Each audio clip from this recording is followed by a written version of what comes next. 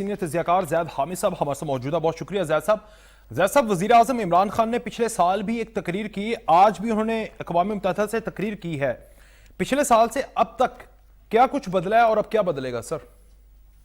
वकास, ये जो एक साल का अरसा गुजरा है उनकी पिछली तकरीर और आज की तकरीर में, इसके दौरान कश्मीर में जमीन पर क्या हुआ है ये फैसला करेगा कि इनकी आज की तकरीर के बाद क्या होगा।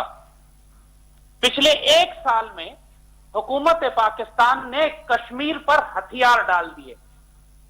बात यह है कि जब आप भारत को ये मौका दे रहे हैं कि वो कश्मीर में डेमोग्राफी तब्दील कर दे, यानी आबादी के तनासुब को तब्दील कर दे, वहां कश्मीरी मज़ाहमत को खत्म कर दे, वहां बहुत बड़े बड़े इलाके गैर मकामी अफराद को अलॉट कर दे, तो उस वक्त आप हकीकतन आपकी पॉलिसी यह है कि आप कश्मीर प्लेट में रखकर बगैर गोली चलाए दुश्मन के हवाले कर रहे हैं।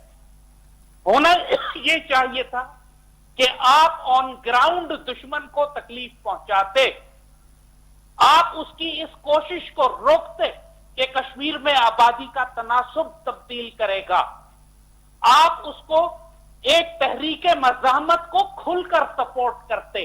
दुनिया के हर कानून के तहत कश्मीर एक जायज तहरीके मज़ाहमत है। एक कोई भी दुनिया की दलेर हुकूमत होती वो खुलकर कहती कि अगर अक़वाम मुत्तहिदा अपनी करारदादों पर अमल नहीं करा सकती और इंडिया यकतरफा फैसला करके गासिबाना कब्जा कश्मीर पर कर रहा है, तो हम तहरीक आजादी को खुलकर सपोर्ट करेंगे। आजाद कश्मीर के मुसलमानों को, पाकिस्तान के मुसलमानों को खुली इजाजत है कि कश्मीर में जाके मकबूजा कश्मीर की तहरीक आजादी में शामिल हों। आप पर कोई पाबंदी नहीं लगती FATF की, आप पर कोई दुनिया की पाबंदी नहीं लगा सकता था, किसी का बाप नहीं लगा सकता था आप पे। आप सिर्फ उस वक्त आपकी बात दुनिया में सुनी जाएगी जब आप दुश्मन को चोट लगाएंगे। और पिछले एक साल में इन्होंने एक उंगली नहीं लगाई मोदी को, खुला मैदान दे दिया है, जो चाहो करते फिरो, हम सिर्फ तकरीर करेंगे या खामोशी इख्तियार करेंगे। ये तारीखी खयानत है। मैं बार बार कहता हूं, बहुत लोग मुझसे नाराज हो जाते हैं कि सकूत ढाका के बाद सकूत श्रीनगर हो चुका है, और यह सिर्फ इसलिए हुआ है कि हमने तस्लीम कर लिया ये बात कि भारत मकबूजा कश्मीर को ले जा चुका है, उसका हिस्सा है, हम वापस नहीं ले सकते। ज़बानी बयानात जो मर्जी देते रहे, ऑन ग्राउंड इनके अमाल गवाही दे रहे हैं कि ये कश्मीर फरोख्त कर चुके हैं। लेकिन सर, हमने नक्शे में तो शामिल कर लिया है ना। देखिए, नक्शे में भी आपने गिलगित बल्तिस्तान को भी मकबूजा दिखाया था, लेकिन हम गिलगित बल्तिस्तान को अपना सूबा बनाने जा रहे हैं ना, अभी उस पे तो बात हो रही है जी। मकबूजा कश्मीर को आपने क्यों नहीं अपना हिस्सा दिखाया? डिस्प्यूटेड टेरिटरी क्यों लिखा उसको? आप इसको डिस्प्यूटेड तो नहीं लिख सकते।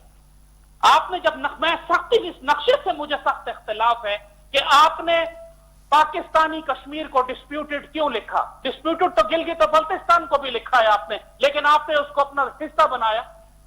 ये हमारा कश्मीर है, इंडिया का नहीं है। आप डिस्प्यूटेड नहीं रहा ये, क्योंकि कश्मीर के सारे अवाम जो मज़ाहमत कर रहे हैं, बुरहान वानी वहां के जितने भी हैं, वो पाकिस्तानी हैं और उनका पाकिस्तान से रिश्ता ला इलाहा इल्लल्लाह की बुनियाद पर है।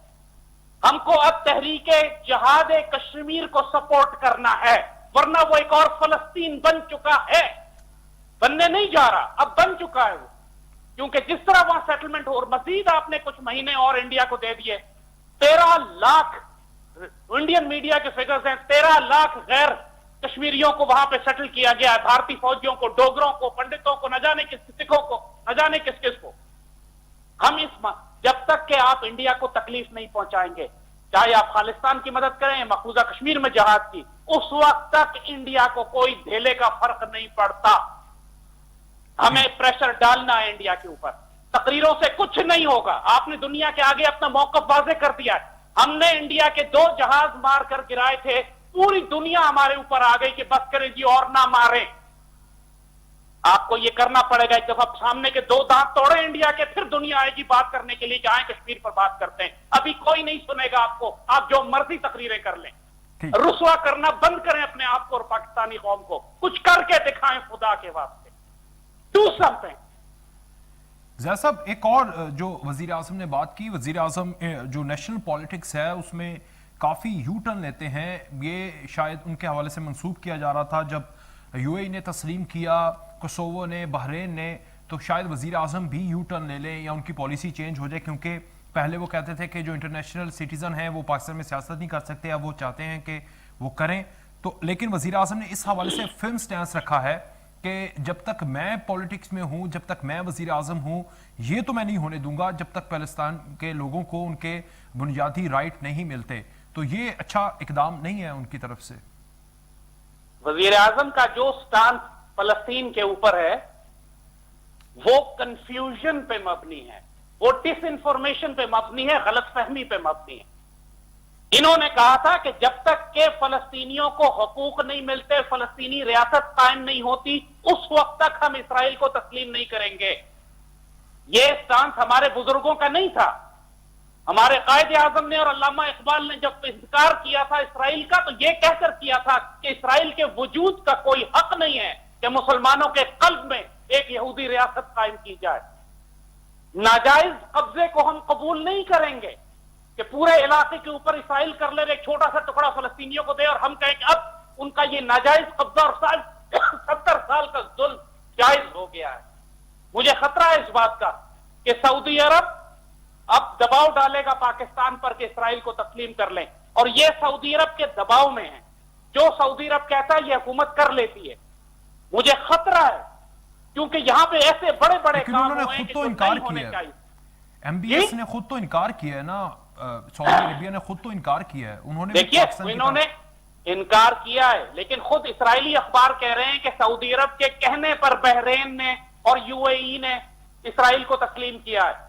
सऊदी अरब जो है उनके बड़े दलाल का काम कर रहा है, छोटे छोटे मुल्कों से कह रहा है पहले तुम करो ताकि रिएक्शन देखें मुस्लिम दुनिया में क्या है, फिर वो फैसला करेंगे कि हम करें या ना करें। क्योंकि खुद एमबीएस की हुकूमत अभी कमजोर है, वो घबराया हुआ है, खौफजदा है, उसके अपने मुल्क के अंदर उसको हिमायत हासिल नहीं है शहजादों में, रॉयल फैमिली में, वो जरा मोहतात होकर चल रहा है।